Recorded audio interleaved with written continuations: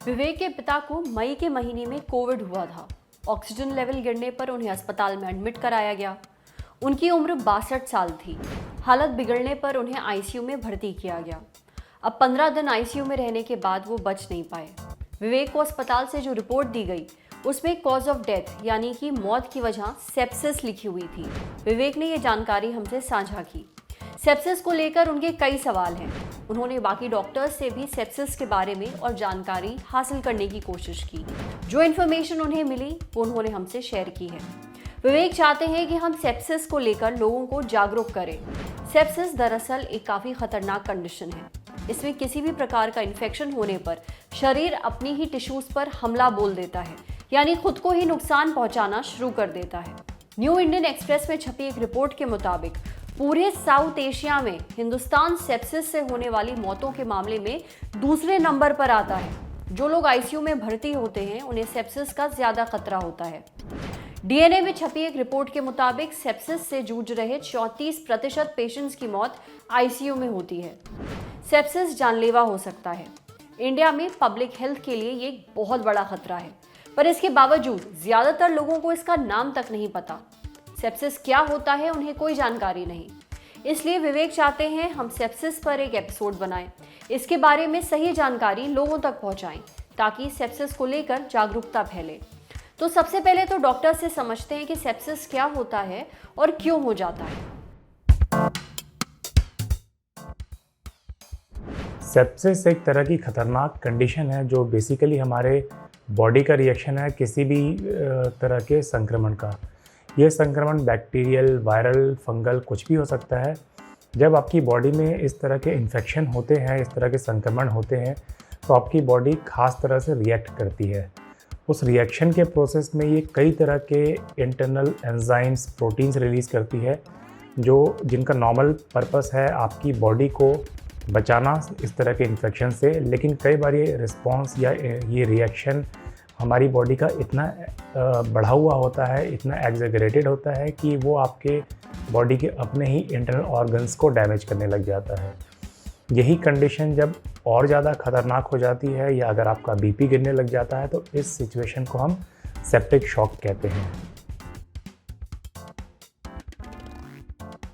मुख्य कारण इन्फेक्शन है। मान लो किसी पेशेंट्स को कहीं भी बॉडी के एक पार्ट्स में पहले इन्फेक्शन है, जैसे कि उसको स्किन में सुपरफिशियल इन्फेक्शन की शुरुआत हुई है, या फिर उसको किडनी में इन्फेक्शन है, या फिर उसको लंग्स में इन्फेक्शन है, या उसको लीवर में कोई एब्सेस है या पस है। तो अगर वह इन्फेक्शन टाइम पर ठीक ना हो तो उस इन्फेक्शन से पेशेंट्स को सेप्सिस डेवलप हो सकता है। वह पूरी बॉडी में इन्फेक्शन फैल सकता है।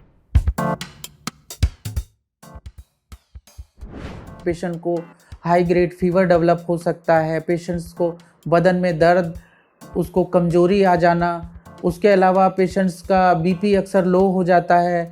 उस पेशेंट्स के अगर इसमें अलग अलग ऑर्गन इफेक्ट हो रहे हैं, अगर मान लो किडनी इफेक्ट हो रही है, पेशेंट्स का यूरिन आना कम हो जाता है। पेशेंट्स को अगर लीवर इफेक्ट हो रहा है तो हल्का जॉन्डिस डेवलप हो सकता है। इसके अलावा पेशेंट्स के फेफड़े अगर उससे इफेक्ट हो रहे हैं, पेशेंट को ARDS डेवलप हो सकता है। उसमें पेशेंट्स का सैचुरेशन फॉल हो सकता है, उसके सांस फूलने की तकलीफ़ हो सकती है। इसके अलावा सेप्सिस आपके बॉडी में अगर ब्रेन को इफेक्ट कर रही है तो उसकी वजह से पेशेंट्स को बेहोशी आ सकती है, सर में दर्द हो सकता है, साथ में पेशेंट कई बार कोमा में जा सकता है, दौरे पड़ सकते हैं।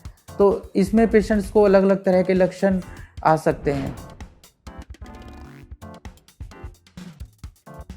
किन किन लोगों को सेप्सिस या डेंजरस फॉर्म ऑफ सेप्सिस होने का रिस्क ज़्यादा होता है? जो भी लोग सपोज़ अगर किसी को निमोनिया है, किसी को यूरिन इन्फेक्शन है या किसी भी तरह का इन्फेक्शन है, अगर उनकी शुगर अनकंट्रोल्ड है या उनकी इम्यूनिटी कॉम्प्रोमाइज्ड है या उनको कभी ऑर्गन ट्रांसप्लांट हो चुका है या फॉर एनी रीज़न अगर उनकी इम्यूनिटी नॉर्मल से कम है या फिर उनको इन्फेक्शन जो स्टार्टिंग में लगा वो बहुत ही ख़तरनाक वाला लगा। ख़तरनाक का मतलब है कि बहुत ही ज़्यादा तेज़ी से फैला, या वो एक्सट्रीम्स ऑफ एज हैं, मान लीजिए बुज़ुर्ग हैं या काफ़ी कम एज के बच्चे हैं, उनकी बॉडी का ज़्यादा चांस रहता है इन्फेक्शन या सेप्सिस या सेप्टिक शॉक में जाने का। सबसे ज़रूरी है कि जब भी पेशेंट्स को सेप्सिस होता है कि पेशेंट्स को उसके अकॉर्डिंग उसको तुरंत चेक करके इलाज मुहैया कराया जाता है। पेशेंट्स को अगर मान लो बीपी लो हो रहा है, उसमें आईवी फ्लूइड्स की ज़रूरत पड़ती है, कई बारी वेज़ोप्रेशर मेडिसिन भी देनी पड़ती है। उसके अलावा पेशेंट्स को एंटीबायोटिक्स सपोर्ट देनी पड़ती है इन्फेक्शन कंट्रोल के लिए।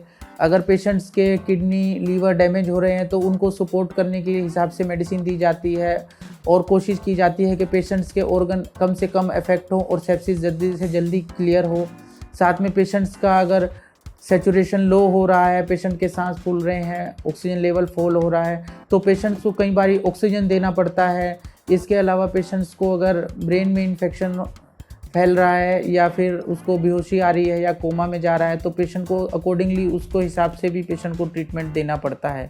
इसके साथ ही अगर पेशेंट्स को अगर कोई एक्सटर्नल इन्फेक्शन है, उसको कहीं से पस आ रही है या कोई सॉफ्ट टिश्यू इन्फेक्शन है स्किन के ऊपर, तो वहाँ से पस ड्रेन की जाती है। सर्जिकल ओपिनियन भी कई बार लेनी पड़ती है। आपने डॉक्टर्स की बातें सुनी। सेप्सिस हमेशा किसी इन्फेक्शन से लड़ने के दौरान होता है, यानी इंसान पहले से बीमार होता है, उसका इलाज चल रहा होता है।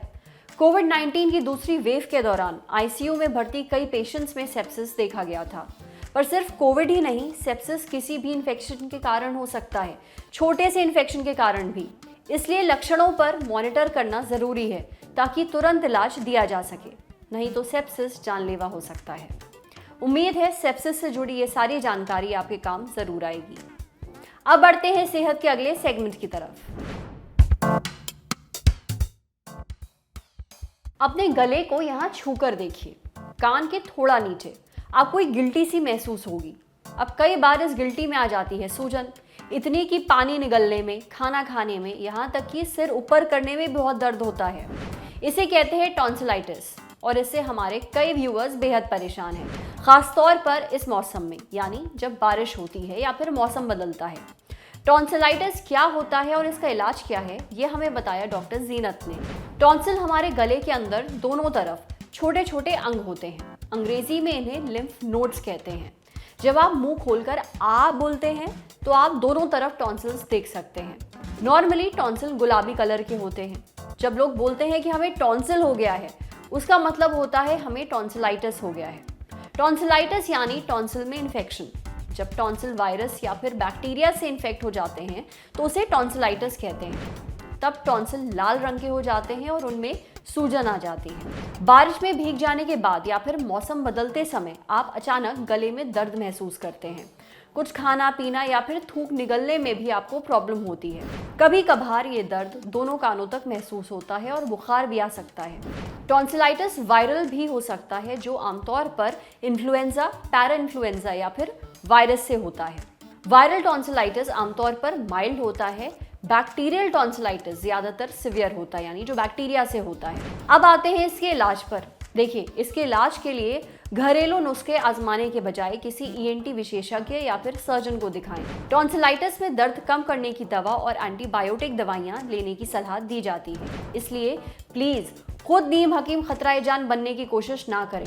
कोई भी एंटीबायोटिक बिना डॉक्टर की सलाह के लेना ना शुरू कर दें। आप मेडिकेटेड माउथ वॉश इस्तेमाल कर सकते हैं। अब ये इलाज 7 से 10 दिन चलता है और आमतौर पर मरीज अपने आप ठीक हो जाता है। इलाज में किसी भी तरह की लापरवाही से ये इन्फेक्शन बढ़ सकता है और टॉन्सिल में मवाद भर जाता है। समझे? अब बारी है सेहत के आखिरी सेगमेंट की, खुराक। एक झकास सी हेल्थ टिप, जैसे वजन बढ़ाने के लिए ओट्स का इस्तेमाल कैसे करें। अक्सर लोग ओट्स का इस्तेमाल वजन घटाने के लिए करते हैं, लेकिन अगर आप वजन बढ़ाना चाहते हैं तो भी ओट्स खा सकते हैं। यानी ओट्स से आपका वजन घटेगा या बढ़ेगा, ये इस बात पर निर्भर करता है कि आप इसको किस तरह खाते हैं। इसके बारे में हमें बताया डॉक्टर रेखा गुप्ता ने। जैसे आप ओट्स को हेल्दी फैट्स के साथ लें तो जल्दी वजन बढ़ा सकते हैं। ओट्स में चीनी के बजाय आप नट्स, फ्रूट्स, फुल फैट दूध या फिर दही ऐड करें। ये खाने में हेल्दी भी होगा और वजन बढ़ाने में मदद भी करेगा। आप ओट्स में प्रोटीन पाउडर भी मिला सकते हैं, पर ऐसा करने से पहले किसी डाइटिशियन की सलाह जरूर लें। वजन बढ़ाने के लिए 25 ग्राम प्रोटीन पाउडर लिया जा सकता है। साथ ही मसल गेन करने वालों के लिए ये एक बेहतरीन प्री वर्कआउट मील है। आज सेहत में इतना ही। अगर आप एक डॉक्टर हैं, हमसे कुछ शेयर करना चाहते हैं, तो जो ईमेल आईडी इस वक्त आप अपनी स्क्रीन पर देख रहे हैं, उस पर हमें एक मेल भेज दीजिए। ये वीडियो फेसबुक पर देख रहे हैं तो हमारे फेसबुक पेज को लाइक करिए, यूट्यूब पर देख रहे हैं तो हमारे चैनल को सब्सक्राइब करिए, बेल आइकन पर जरूर क्लिक कर दीजिए ताकि जब भी हम कोई नया वीडियो अपलोड करें तो उसका नोटिफिकेशन आप तक सबसे पहले पहुंचे। शुक्रिया।